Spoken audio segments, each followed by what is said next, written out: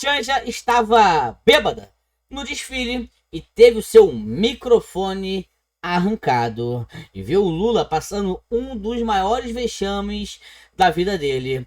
A Globo já admitiu que o plano agora é retirar o Barba. Antes era colocar o Alckmin, mas agora eles estão fechados com o Tarcísio. Pessoal, sem mais delongas, vamos dar início aqui ao nosso conteúdo sem perda de tempo. Deixa agora o seu like, se inscreva no canal, comenta de qual estado você está nos assistindo. Como eu falei que essa enrolação, vamos embora para o conteúdo principal. O senhor tinha ou não tinha conhecimento dessas adesões em bloco? Não tinha.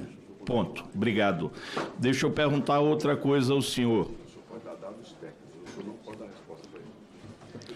Espera só um minutinho. Eu vou continuar com muita tranquilidade, Olha aí. mas o advogado não está permitido que o senhor dê respostas a ele como o senhor está fazendo no papel. Eu não tô Isso lendo. foi colocado com muito... Não, eu acabei de ler. Sim, vai ele. Então, aqui, olha, por gentileza, o senhor pode dar para ele dados técnicos, datas, mas o senhor não pode ditar respostas para a testemunha. Por gentileza. O senhor tinha Foi desmascarado, Lupe.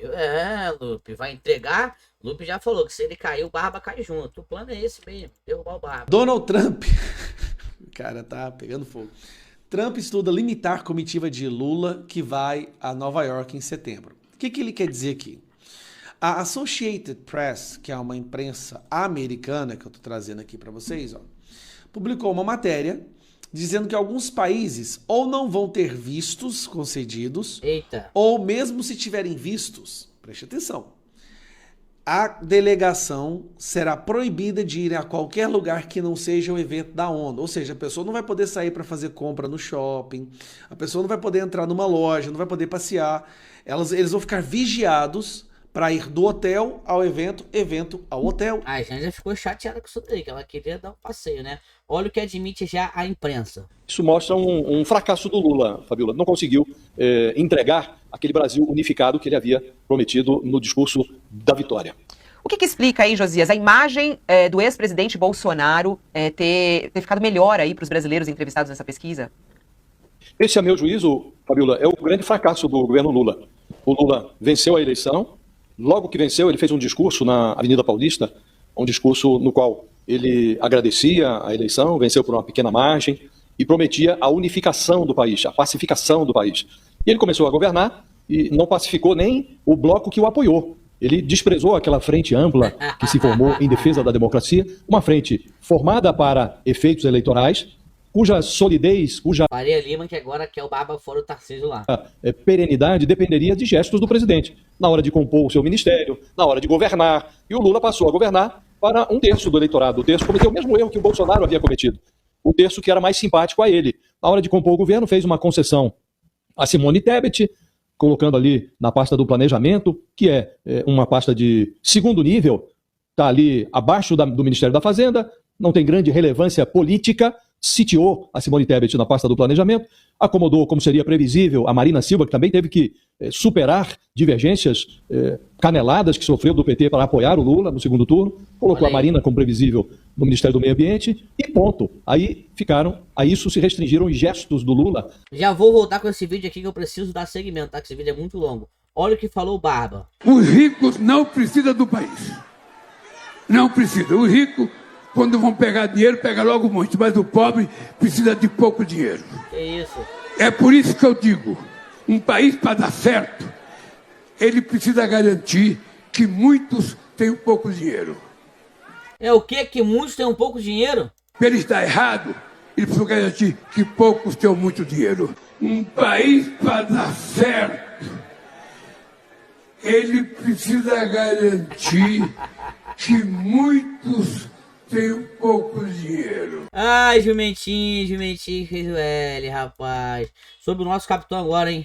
Vamos de notícia que acaba de chegar. A defesa do ex-presidente Jair Bolsonaro pediu autorização ao ministro Alexandre de Moraes, está aí, do Supremo Tribunal Federal, para realizar exames médicos no próximo domingo em um hospital de Brasília. Lembrando que o ex-presidente está em prisão domiciliar depois do descumprimento de medidas cautelares impostas pelo ministro Alexandre de Moraes. E agora ele pede autorização, já vem para cá Luísa Martins, para realizar esses procedimentos. Seriam segundo aqui as informações da defesa, umas feridas na pele que precisam ser removidas. Luísa, como é um procedimento médico, dá para a gente antever que será uma resposta positiva do ministro Alexandre de Moraes? Possivelmente, Tainá. Teve uma resposta positiva na outra ocasião, né? Não é a primeira vez que a defesa pede autorização para que o ex-presidente seja submetido a exames médicos. Nesse caso é um procedimento específico. A gente lembra que o ministro Alexandre de Moraes já autorizou algumas semanas atrás Bolsonaro a passar um dia inteiro num hospital fazendo vários exames, teve alta no mesmo dia. É o caso agora de um procedimento específico para a remoção de algumas lesões, marcado então para o domingo, então não deve ter nenhum tipo de oposição por parte do ministro Alexandre de Moraes. Agora, a atenção é redobrada em relação aos procedimentos de segurança, né, Tainá? Porque no domingo, a gente lembra, já vai ter sido concluído o julgamento da ação penal sobre a tentativa de golpe de Estado e com uma condenação que bate na porta do ex-presidente. A gente lembra que a condenação ela não significa que Bolsonaro já vai preso ou já vai cumprir imediatamente a pena que for determinada. A defesa ainda vai poder entrar com recurso, então ainda tem um caminho a ser percorrido depois que for eventualmente sacramentado. Mas vamos mostrar logo a Janja, logo bebum aqui, ó. Já eu volto para esse assunto aí. Pessoal, dá uma olhadinha nesse vídeo. A elegância da Janja no dia 7 de setembro. Parecia que ela estava numa boate, numa discoteca, dançando no dia 7 de setembro. Bom, pelo menos se fosse uma discoteca, né, uma noitada, uma boate, ela estava bem vazia, porque o povo não estava. Então tudo bem ela ter passado essa vergonha, né? Que nem querendo, você tá numa festa vazia, você dança mais soltinho, porque você não vai passar vergonha. Era assim que a Janja tava, no 7 de setembro, sem ninguém, dela e do Lulinha. Olha isso, cara. Olha a postura dessa mulher, é uma vergonha pro Brasil. O prato tá cheio. Olha isso daqui, ó. Agora aconteceu. A chave de casa na mão, comendo, aqueceu. E ela dançando, olha lá, olha só isso daí, cara. Olha só isso aí, cara, dançando, né? O povo não tinha, tá dando tchau pra quem? Tá dando tchau pra quem? Pros militares? Pra quem será que ela tá dando tchau, pessoal? Que vergonha, ele agarrado ali com a Margareth Menezes. Vocês acham que ela tava manguaçada ou não? Até a Globo falou que flopou. Bom dia, Marcele. Bom dia, Marina. A todos que nos acompanham neste domingo. O ato em defesa da soberania foi convocado pela CUT, Frente Brasil Popular e Frente Povo Sem Medo, e tem a participação da Força Sindical e de outros grupos de sindicatos. Como a gente pode ver nesse momento, os manifestantes estão concentrados aqui na Praça da República, ao lado da Secretaria Estadual de Educação de São Paulo. A concentração começou por volta das 8h30 da manhã e, neste momento, já bloqueia todas as faixas da Avenida Ipiranga, que cruza todo o centro aqui de São Paulo. Neste momento, líderes sindicais, partidários, deputados... Bom dia, Marcelo. Vergonha, que vergonha. Flopou, filho. Flopou, foi ninguém. Foi ninguém. Quer dizer que todo o sucesso das manifestações de rua por todo o Brasil teria o poder agora de destravar até mesmo a língua da Globo News? A gente sabe, né, Beth, que o Centrão, que está agora apoiando essa proposta de anistia no Congresso, que foi o principal tema do dia de hoje, das manifestações bolsonaristas, o Centrão não quer Bolsonaro na eleição. O Centrão até topa tentar aprovar uma anistia para Bolsonaro, mas não devolver a elegibilidade para ele. É isso mesmo que a gente tá vendo? A gente tá vendo aqui jornalista da Globo News assumindo que ter Bolsonaro fora das eleições de 2026, seja através da inelegibilidade ou através de uma condenação e posterior prisão, é algo que atende os interesses políticos do Centrão? É isso mesmo? Ué, mas a Globo News não tava todos esses meses, todos os dias, falando sobre golpe de Estado, terrorismo, organização armada, tentativa de abolição do Estado Democrático de Direito, mas agora, depois dessas grandes manifestações pelo Brasil, destravou a língua. Agora eles estão dizendo que tudo isso atende interesses do Centrão. A nova análise que os jornalistas começam a fazer agora é sobre... Bem, me parece que o povo tá pressionando por anistia e os políticos estão começando a sentir essa pressão, mas a inelegibilidade tem que permanecer, não é? Porque existe um grande plano aí que é retirar Bolsonaro das eleições de 2026. E você quer dizer... A gente sabe disso, nós sabemos dessa situação aí, tá? Até coisa mais, como trouxe aqui o próprio Eduardo, o próprio filho dele aqui, ó, nesse áudio aqui, ó, olha aí, ó. É pego pela polícia e vai pra cadeia. Ele entende que aquilo ali é a regra do jogo. Outra coisa é uma pessoa inocente que vai pra cadeia. Eu acho que o Alexandre de Moraes até deseja a morte do Jair Bolsonaro. Olha o só. Alexandre de Moraes, ele quer fazer com que o Alexandre de Moraes quer fazer com que ocorra com o Jair Bolsonaro o mesmo que ocorreu com o Clezão. Olha que absurdo, desde quando o presidente Jair Bolsonaro poder sair para ir para um hospital, ele que é tão vigiado pela imprensa, desde quando isso daí poderia ter benefício ou prejuízo a esse processo da Disney? O Alexandre não faz isso por maldade, assim como faz por maldade o Daniel Silveira, que teve que ficar implorando, circulando foto na internet, a perna quase gangrenando depois de uma cirurgia para poder ter um atendimento médico qualificado. Meu Deus do céu, será que as pessoas não colocam isso na cabeça? Outras pessoas, né, tem uma pessoa com lepra agora que está tendo os dedos amputados. Tá nessa leva aí de pessoas que estão presas por conta do 8 de janeiro. Então, se isso daí não é violação de direitos humanos, eu não sei mais o que é. Imagina você com a sua avó, como Iraci Nagashi, né, de 70 e poucos anos de idade, sendo presa e condenada a 14 anos de cadeia. Olha ou a sua só. esposa, né, a situação semelhante da Débora Rodrigues dos Santos, com um filho para criar, né, e 2 filhos para criar, e tendo que ser condenada a 14 anos de cadeia porque escreveu com batom, perdeu o mané. Então essa loucura ela tem que acabar. Isso daí Com certeza, Eduardo. Com certeza. E olha só, a mídia já querendo vender o Tarcísio, hein? A mídia já querendo vender o Tarcísio. Como que Tarcísio de Freitas está se apresentando neste momento? É natural que a gente tenha, quando um político começa a se cacifar para uma campanha eleitoral, por exemplo, é muito natural que a gente comece a ver várias facetas dele. O que a gente viu no palanque ontem foi um Tarcísio de Freitas empenhado em falar o que aquela plateia queria ouvir. Tanto que, para se ter uma ideia, enquanto a gente estava aqui fazendo a transmissão ao vivo para vocês, ontem, durante o nosso plantão, nossa cobertura especial do 7 de setembro, no momento em que Tarcísio de Freitas falava, alguns aliados ali do ex-presidente Jair Bolsonaro, considerados aqueles bolsonaristas mais raiz, chegavam a mandar mensagem ali para mim durante a transmissão, dizendo: nossa, é isso mesmo, é isso que a gente quer que ele diga, ele está acertando no tom 100%. Tarcísio conseguiu moldar o discurso de forma a atrair a atenção e, quem sabe, a adesão, os votos desse eleitorado. Agora, vamos dar uma olhada em como está atualmente a percepção do eleitorado em relação a Tarcísio de Freitas, porque a gente tem uma pesquisa quentinha que está chegando aqui para a gente, um levantamento da Atlas Intel, que foi divulgado agora de manhã. O Instituto quis saber sobre a aprovação do presidente Lula e do governador Tarcísio de Freitas. Querendo vender o Tarcísio já, hein? Quem está percebendo isso aí? Aqui no estado de São Paulo. Tarcísio tem uma aprovação, segundo o levantamento, de 53%. Enquanto o presidente Lula está com 42% de aceitação. Essa pesquisa está destacada lá no site da CNN Brasil. Olha só, o Instituto ouviu 2.059 pessoas entre os dias 29 de agosto e 3 de setembro. Está com margem de erro aí de 2 pontos percentuais para mais ou para menos. Ainda em relação a Tarcísio de Freitas, a desaprovação é de 43%. 4% não souberam responder e o presidente Lula é desaprovado por 56% em São Paulo. A média dos indecisos é de 2%. Esse levantamento também perguntou aos entrevistados sobre os prefeitos das cidades paulistas. 44% aprovam a administração, 45% desaprovam. Indecisos somam 11%. Essa pesquisa... rapaz, eu vou te falar, não sei não, hein? Eu não sei porque, mas eu não confio 100% no Tarcísio. Não confio 100% nele. Não sei você, mas eu não confio, tá? Aqui, ó. Vamos dar seguimento aí. Presta atenção. O jornal americano The New York Times destacou os atos em defesa da anistia e contra o ministro Alexandre de Moraes do Supremo Tribunal Federal, que aconteceram em diversas capitais do país no feriado de 7 de setembro, data que se comemora a independência do Brasil. Em publicação no Instagram, o jornal destacou os milhares de apoiadores do ex-presidente Jair Bolsonaro que foram às ruas neste domingo, superando em números os manifestantes contrários, mostrando que Bolsonaro continua sendo uma força política relevante no país, conforme escrito pelo jornal. Por determinações impostas pelo ministro Alexandre de Moraes, o ex-presidente que cumpre prisão domiciliar não pode sair de casa e nem usar as redes sociais. Durante ato realizado na Avenida Paulista, em São Paulo, a ex-primeira-dama Michele Bolsonaro se emocionou ao falar da rotina com policiais fiscalizando a família, medida que foi pedida pela Procuradoria-Geral da República e autorizada por Alexandre de Moraes, porque as autoridades entenderam que haveria risco de fuga do ex-presidente.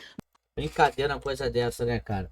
Brincadeira coisa dessa. Quanto mais você acha que já viu tudo, olha essa... Realmente que o Partido dos Trabalhadores tem uma estratégia de criar uma narrativa mentirosa, porque se teve algum presidente que encaminhou de fato alguma coisa concreta para o Congresso Nacional foi Bolsonaro.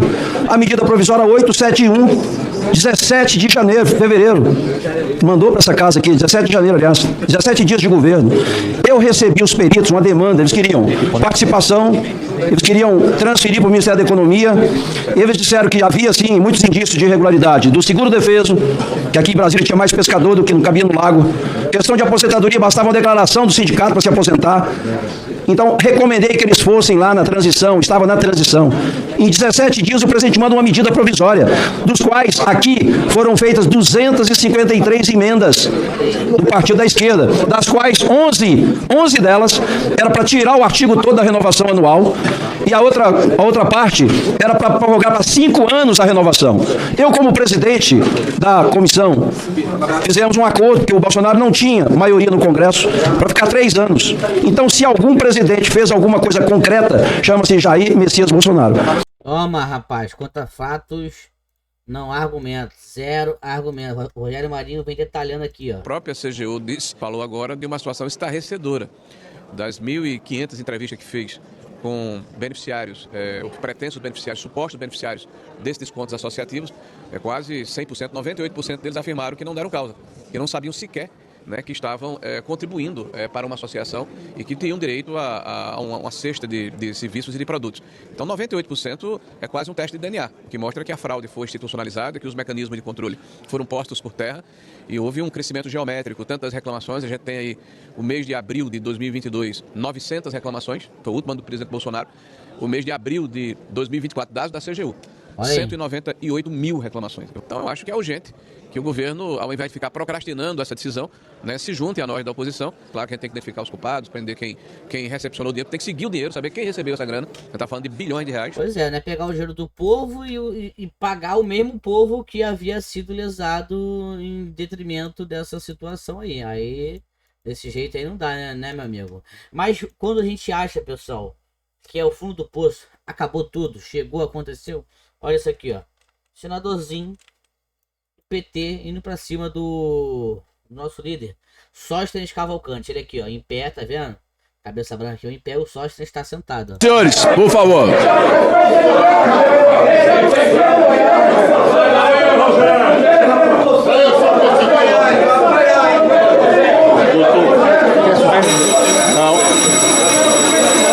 Não vou suspender. Eu não suspendo sessão. Há um decoro. Senhor Paulo Pimenta, por favor, tome o seu assento. Eu não vou responder Vossa Excelência aqui em pé, perto da presidência. Eu não vou respondê-lo aqui. O senhor, por favor, tome o seu assento. O senhor tome o seu assento. O senhor, assim como todos os outros, tem direito à palavra. O senhor tome o seu assento. Eu não vou respondê-lo dessa maneira.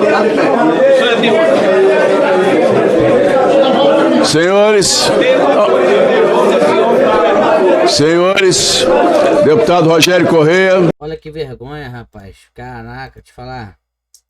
Aí o mesmo Paulo Pimenta, olha o que ele fala. O senador Rogério Marinho, membro desta CPI, foi ministro e respondeu diretamente pelos temas que estão sob investigação. Como membro desta CPI, o senador tem acesso aos documentos sigilosos que irão investigar possíveis irregularidades no período em que ele foi ministro. E por conta disso, senhor presidente, qualquer outro ex-ministro jamais poderia fazer parte de uma investigação sobre possíveis irregularidades no período em que ele foi o titular. Então nós temos aqui uma situação paradoxal, porque nós estamos investigando possíveis irregularidades durante o período em que o senador foi ministro, com a participação dele como investigador. Ele investiga possíveis irregularidades durante o seu mandato. Isso é absolutamente incompatível. O principal embasamento da questão de ordem é o fato de eu ter sido ministro no período, ou secretário. Eu vou até ajudar o deputado Paulo Pimenta, que teve dificuldade na elaboração do seu questionamento. Eu fui secretário especial da Previdência. Se baseia no fato de que eu fazia parte da administração anterior como secretário. Da mesma forma, ele foi ministro do governo de Lula, que está sendo investigado. Então, veja, ele coloca aqui uma situação que ele, inclusive, é beneficiário, se formos entrar nesse pormenor. Né? O deputado Paulo Pimenta, além de ser ministro do governo de Lula, que está sendo colocado aqui, né, sobre investigação, também apoiou decisivamente o governo da presidente Dilma. A gente está falando no período de 2015 para cá. De maneira muito educada. Então eu não darei mais palavras sobre esse assunto, porque, deputado Paulo Pimenta, eu vou refutar a questão de ordem de Vossa Excelência por vários motivos. Primeiro, a analogia do Código Penal com uma CPMI é motivo de muito questionamento. Não se aplica diretamente ao nosso trabalho. Nós não estamos em um julgamento. Nós não julgamos e condenamos ninguém. Nós investigamos fatos. Então não cabe aqui a utilização do Código Penal para o nosso trabalho. Nós temos regra própria conforme foi aprovado por essa comissão. Segundo ponto importante, o senador Rogério Marinho não é investigado em hipótese alguma. Ele é um parlamentar que está exercendo o direito dele e sabe das responsabilidades em ter a documentação sigilosa à disposição. Não há qualquer suspeição, pelo menos até o momento, sobre a atuação do parlamentar, que tem aqui uma representação já bem definida. Nós temos, inclusive, um precedente desse assunto. Toma, rapaz, conseguiu arrumar nada, Pimenta. Não arrumou nada, Paulo Pimenta. Pessoal, muito obrigado pela sua presença. Chegou até o final, comenta. Eu assisti ao vídeo todo, como vocês gostam muito. Valeu! Então aquele aconteceu.